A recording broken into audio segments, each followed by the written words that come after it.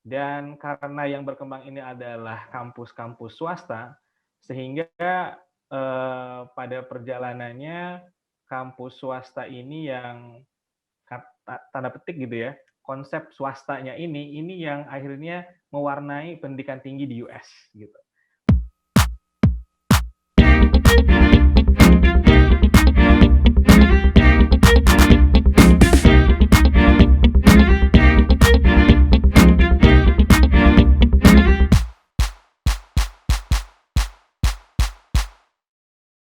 Di US dan mungkin walaupun memangnya kalau tadi berbicara soal visa, ternyata hasil visa Amerika Serikat pun kurang membahagiakan, masih di bawah Singapura ya, terus Hong Kong dan Korea bahkan gitu. Jadi Singapura. memang untuk urusan pendidikan dasar menengah sebetulnya masih banyak PR yang harus diselesaikan di US sendiri. Dan mungkin beberapa kondisi seperti tadi yang disampaikan sebelumnya dalam pembukaan, soal guru juga itu menjadi problem yang sama. Jadi gaji guru di sana itu kurang atraktif gitu, kurang menarik, sehingga tadi betul tidak bisa mengundang gitu ya, atau membuat orang-orang terbaik itu masuk dalam dunia pendidikan dan pada akhirnya menjadi guru ataupun dosen gitu. Terutama di pendidikan dasar menengah, jadi gajinya juga bisa dibilang tidak begitu besar. Kemudian juga kesejahteraan tadi yang dibilang belum seperti ideal itu gitu. Jadi masih mungkin ada beberapa hal yang diberikan semacam apa ya tadi kalau dicontohkan tadi ada bantuan katakan kredit gitu ya, kredit rumah, terus di apa istilahnya bunganya itu rendah untuk guru.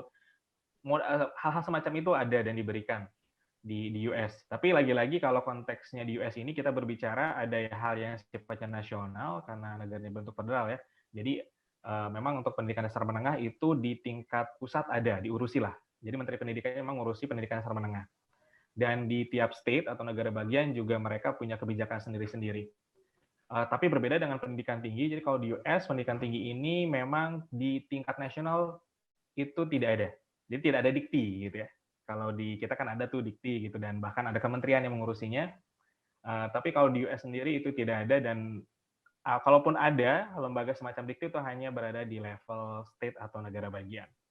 Jadi kurang lebih itu permasalahan dihadapi oleh pendidikan ya oleh US gitu dalam hal pendidikan terutama di dasar menengah itu kurang lebih sebetulnya hal-hal yang dihadapinya sama problemnya gitu. Tapi mungkin level keakutannya yang berbeda gitu ya.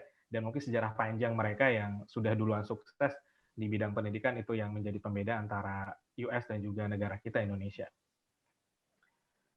Jadi kalau berbicara tentang pendidikan tinggi di Indonesia tidak akan lepas dari sejarahnya gitu ya. Jadi dan sebetulnya antara pendidikan dasar menengah kemudian pendidikan tinggi ini bisa dikatakanlah modern education itu pertama kali muncul di US itu hampir bersamaan sekitar di abad 17 gitu. Jadi kalau untuk di pendidikan dasar menengahnya menurut beberapa literatur itu ada The Boston Latin School yang dibangun di tahun 1635 gitu kan dan kemudian juga kampus pertama yang dibangun atau yang berdiri di sana juga di kurang lebih di tahun-tahun itu di abad itu gitu. Dan berbeda tentunya dengan Indonesia yang baru di abad 20 memiliki katakanlah untuk perguruan tinggi itu sebuah kampus modern gitu ya dan itu pun memang ya tadi didirikan untuk sebagai apa ya untuk justru untuk bukan kepentingan kita gitu negara kita tapi pada waktu itu untuk kepentingan kolonial seperti itu. Tapi ada yang sedikit berbeda untuk pendidikan tinggi. Jadi kalau mungkin di Indonesia dan juga di banyak negara yang pertama kali berdiri itu adalah atau yang kemudian populer di negara tersebut adalah perguruan tinggi negeri. Ya kalau di kita ya udah tahu lah ada Ivy League-nya Indonesia itu kan rata-rata PTN ya, perguruan tinggi negeri. Tapi kalau di US berbeda. Karena yang pertama berdiri pun itu kan kampus swasta.